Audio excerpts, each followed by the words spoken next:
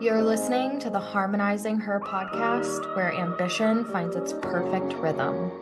The show for the multifaceted, multi-passionate woman who's ready to harmonize all parts of herself. Let's get right into today's episode. So we finally made it to this moment. I'm so excited to welcome you to the Harmonized Her podcast. Welcome to the show. I wanted to spend this first episode really breaking down my intention and my vision for this podcast, because I have been a full-time entrepreneur, an online creator for over 5 years, and it wasn't until I had my son in 2021 where I started to experience massive identity loss, identity rediscovery, adapting and adjusting to this new life as a mother, and feeling so conflicted and overwhelmed because there were so many other aspects of me and who I was. And really up until that point, I was so career driven and goal oriented, and I had a lot of freedom like a young 20-something with no kids. So I always was able to work on the business, work on projects, work on things that I had passion around. And then when I had my son, first of all, my mental health just took a turn for the worst. It was the lowest mental state I had been in my entire life, like full on postpartum depression, was having a hard time feeding myself and bathing myself, and my identity as I knew it not only crumbled because, oh my gosh, here's this beautiful baby, we have to take care of him, and now, we're navigating new parenthood and how that affects our marriage and our relationship, and oh my gosh, who the heck even am I? Because I am this happy-go-lucky ray of sunshine. I'm so disoriented, being so low and feeling so low, and all of a sudden I started to feel like I had all these pieces of me that I was putting in different boxes and compartmentalizing them, and I'm having a really hard time blending all of these things together. I just didn't know how to approach that, right? And so we have the baby, we have the marriage, we have the business, and then where does that leave Taylor as the individual? I'm really passionate about fitness. I really love working out. I really love nourishing my body properly. Where does that fit into this overall equation? I'm a big advocate for using cannabis for mental health. Where does that fit into this equation? I love beauty. I love fashion. Where does that fit into the equation? And I love marketing, and I love all these different things. And there's just so much duality and multifacetedness to who I am and what I bring to the table that I started to get really confused on where do all of these pieces fit, because that's exactly what they were. They were pieces, not the whole puzzle. And I work with ambitious women, I work with female entrepreneurs, and I see this happening every single day, where you have so many different pieces of you, but you box yourself into whatever your initial, venture was. So let's say you're like a health and fitness expert and you only talk about those things. And yet when you zoom out and you see the whole woman, there's so many fascinating pieces of her that aren't getting to see the light of day because they don't fit into this specific box. And so from 2021, when I had my son, all the way through 2022, the end of the year, was a really hard couple of years for me, where I was really finding my footing on what is balance as, a business owner and as a mother. Does balance exist? The word balance always felt like a resistance word for me, and I started to be really drawn to the word harmony, because I'm when all of these different pieces that make up who I am start to harmonize and synchronize with one another, all of a sudden the chaos doesn't feel so chaotic. Not only does it not feel so chaotic, but there's this inner magnetism that we all have that I think is the most illuminated and the most potent when we just let ourselves be the full spectrum of who we are. Now, the problem lies in the resistance that I started to feel and that I experienced so many of my clients feeling is, but where does this fit into my social media? Where does this fit into my current content? Where does this fit into my business? And that whole frame of the question, I think, is the underlying problem, because we as women try to fit ourselves and all of this harmoniously beautiful different pieces and angles and versions of us. We try to fit it into a box. And the truth is, it's never gonna fit. It's never gonna fit. It's always, to some degree, going to feel like you are shoving this beautiful, expressive version of you and shoving it, diluting it down into this little tiny box so it fits, so it makes sense, so it doesn't disrupt your niche or your industry or whatever the story is. You put a diluted version of yourself out there, you feel a little misaligned because now your identity is split in so many different pieces and so many different areas of your life. You're showing up on social media, that's this version of you. Your husband maybe gets a different version of you. Your child maybe gets a different version of you. Your siblings, your friends, a different version. Rather than just owning the full expression of you, saying, I actually don't want to fit anywhere. I'm going to allow all of these bits of me, and not only am I going to allow them, but I'm really going to work on harmonizing them. And that really was the intention behind this podcast, having real discussion and real conversations about what that might look like, because my early venture into harmonizing and really allowing myself to be fully expressed and breaking out of every box and construct known to man, the early parts of that were really dark, because like I said before, I was already in a really vulnerable, low mental state, dealing with postpartum, a huge life transition, just feeling really disassociated from the old me, and then looking at my business through these new lens of, do I even want to sell these things anymore? Does the brand need to change? Does the message need to change? What needs to be evolved? I started to really burn things down and break things down in my business because, one, in 2021, like I said, just an emotionally low point. So I was like, I can't have all these masterminds and group programs. I can't hold all of these women because I'm having a really hard time holding myself, let alone this precious newborn baby that we have to take care of. And so I chose to scale back. I chose to make less money because I wanted to do it in an integral way that felt really emotionally sustainable to me, meaning, I could make money, and if I was having a bad day or in a rut, it would be unaffected. I wouldn't feel like I had to pick and choose between my own mental health and pouring into me versus I have this obligation of someone who paid me, I have to pour into them. So I started to really deconstruct and dismantle anything that had obligatory energy in my business, first and foremost, but also I started to look at all of the places that I had been pouring from a pretty empty cup. And this is when my whole mission started to get reinvigorated in terms of the business, where, we have Aligned and Ambitious, and if you've been with me for a while, you know that I've had, another podcast, Aligned and Ambitious Radio, since 2019, and a big question I've been getting asked is, well, why a new podcast? Why not just rebrand and kind of go over what you were once doing? And long story short, because that version of the brand started to make me feel boxed in, because, for so long I was talking about making money and growing your business. It should be the most fun thing. And it was a great message and it felt so true. But when I started to enter this new era of my life in motherhood, what felt really impactful and really true for me was focusing on nourishing the woman behind the brand. And so then the tagline for a lot of my programs and marketings became, well-nourished women change the world.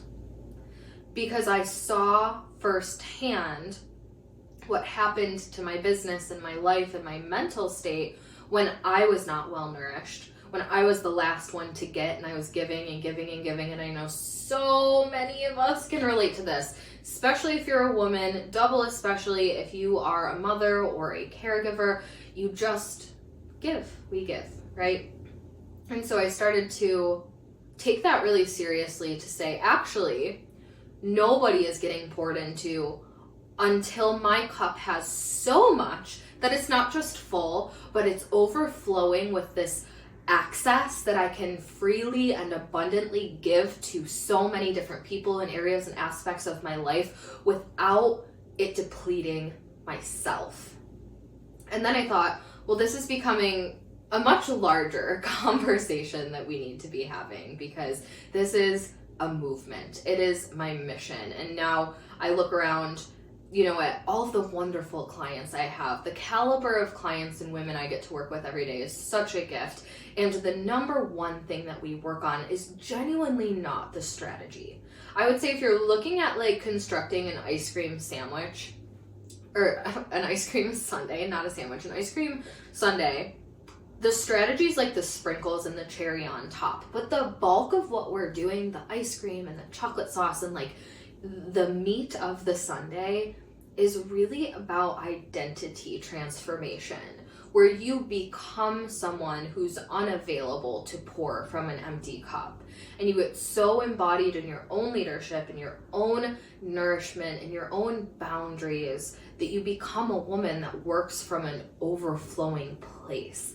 And when you sprinkle in the strategy from that place, that to me is when everything changes and everything blows up. And I've been in seasons of my life where I was dealing with real life shit, right? Like 2021, I was 6 months pregnant when I lost my grandmother, who was just such a huge part of my life. I lost her, and the business was making money, and we were financially great.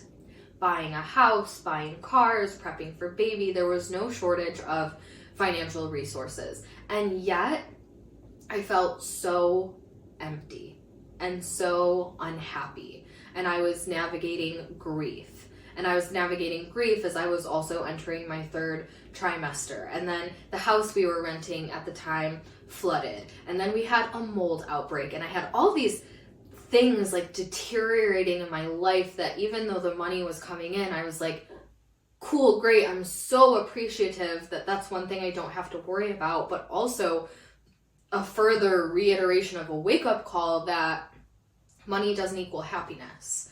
And there's so much talk, and myself included, of people who would talk about financial sustainability and financial freedom. And when I got through that really hard time in my life of the grief and postpartum and depression, mental health, all the things, I realized I want the financial freedom, of course, but I'm going to start pursuing emotional freedom.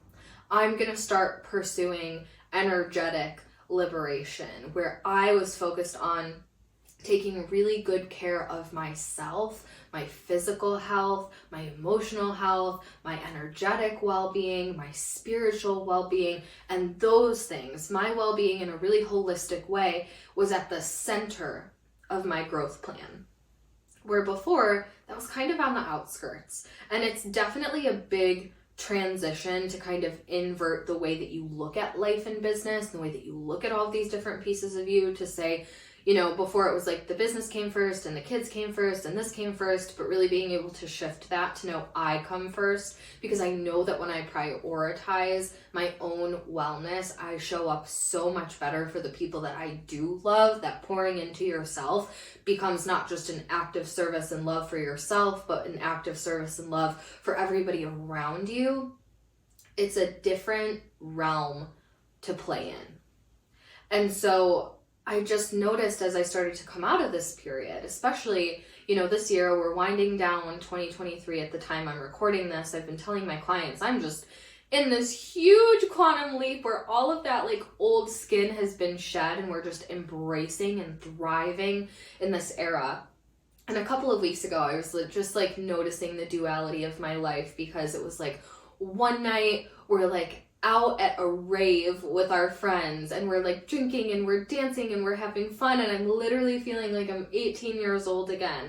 And then the next day we're like doing Christmas crafts and like doing things with my son and having a holiday party and just being able to bounce from one end of the spectrum to the other end of the spectrum to know like, you know, I'd like to have a good time and go out with my friends, and I love to snuggle on the couch with my baby, and I love to cook our family nourishing meals, and I love to exercise, and I love to paint, I love to cook, I love all of these different things, and it doesn't need to fit in any certain place.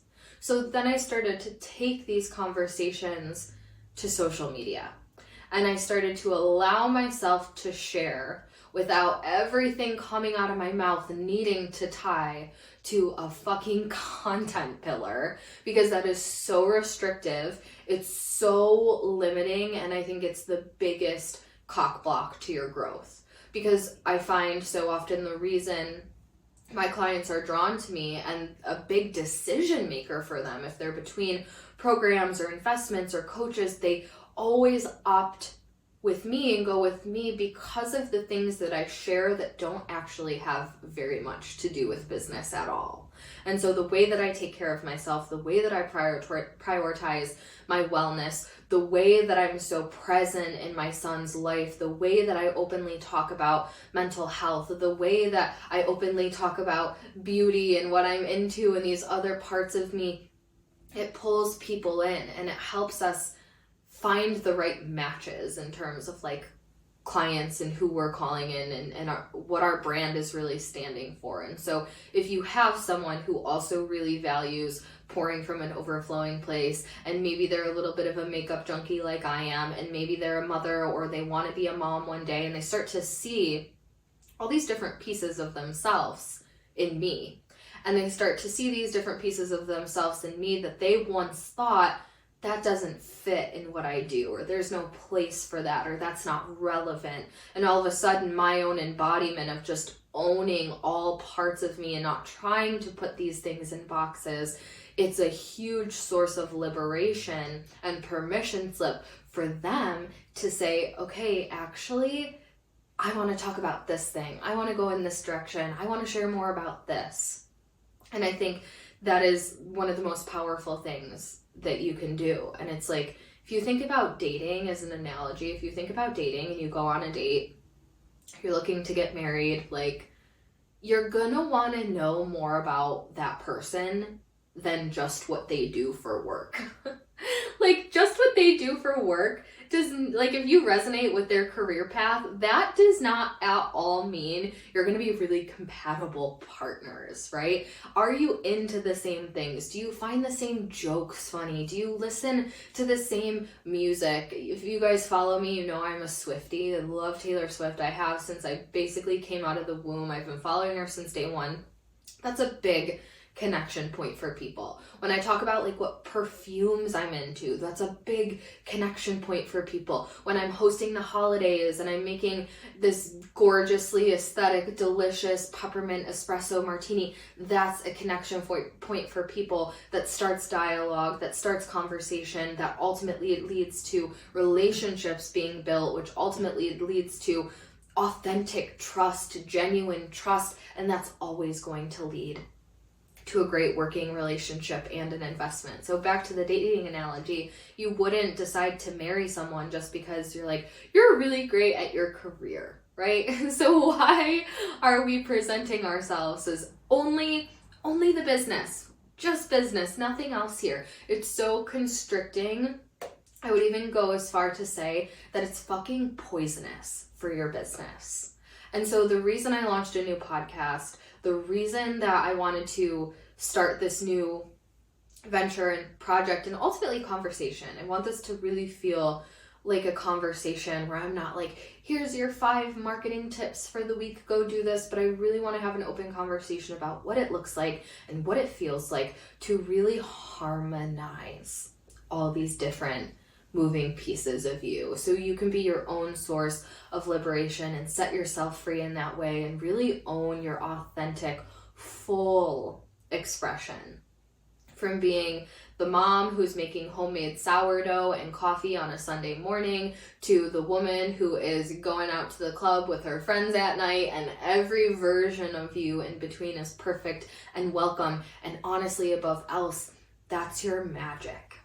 And so this is the podcast for women who are so fucking done trying to shove their magic and their glow into this box and then put a lid on it and dim the light. We want to illuminate that. We want to illuminate all these parts of you. And that's what this podcast is really all about. And so I'm so happy to have you here. I'm so excited for where this journey and where this season takes us. If this episode resonated with you, I would love to hear that. Shoot me a DM, email me, whatever it is. I'd love to meet you, connect with you, and just learn more about your own harmonious life and business. And this is going to be the year where we really let ourselves be all of us. That's a wrap for this week's episode. As always, I'm your host, Taylor Slango, and it's my mission for this show to be a catalyst that empowers you to break free from all the boxes and stop trying to niche down who you are. Make sure to stay connected by subscribing to the show, going to taylorslango.com/podcast to join the free Harmonize weekly newsletter, and connecting with me on Instagram @TaylorSlango.